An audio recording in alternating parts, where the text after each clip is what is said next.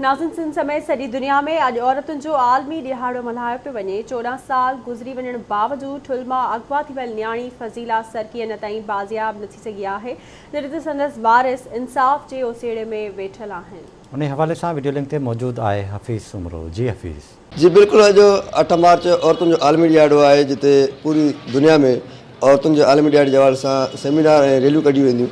पर उन आलमी ॾिहाड़े जे हवाले सां ठुल्ह जी उहा बदनसीब माउ आहे जेकी पंहिंजी न्याणी जी बाज़ियाबी लाइ काफ़ी सालनि खां एहतजाज करे रही आहे। फज़ीला सरकी जी माउ सां ॻाल्हि ॿोल कंदासीं त हुनजी ज़िंदगी कीअं पई गुज़रे। पल पल जी असांजी ज़िंदगी ॾुखनि जी गुज़रे थी। हर वेले यादि ईंदी आहे, उथूं बि यादि ईंदी आहे। जो अहिड़ो चङो ॾींहुं शादी जो ॾींहुं हुजे बि यादि ईंदी आहे। बचा कीअं न यादि ईंदा। अलाह उन खे जिथे हूंदी, अलाह उन खे ख़ुशि रखंदो रब, अलाह उन खे मोटाईंदो रब, उन खे उहा ई प्यारी हुई, उन खे बि ॼणियो। अलाह उन खे मोटाईंदो रब, मोटाईंदो। असांजे जेके वस में हुयो उहो सभु शइ कईसीं। क़ुरान मजीद खां त हिन दुनिया में कुझु बि का शइ न आहे।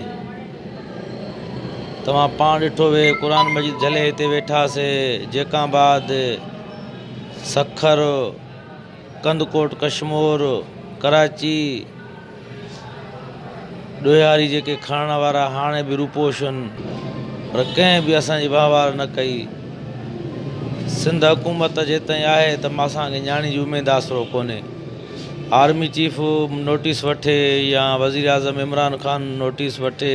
माउ जी ॻाल्हियूं ॿुधियूं चवणु आहे त औरतुनि जो आलमी ॾिहाड़ो आहे, पर उन आलमी ॾिहाड़े जे हवाले सां हिन मज़लूम माउ सां इंसाफ़ न थी सघी आहे। उन्हनि IGP खां मुतालबो कयो आहे त हुनजी न्याणी खे फ़ौरी तौर ते बाज़ियाब करिया वञे, जंहिंजे में ख़ुशी अची सघे। जी।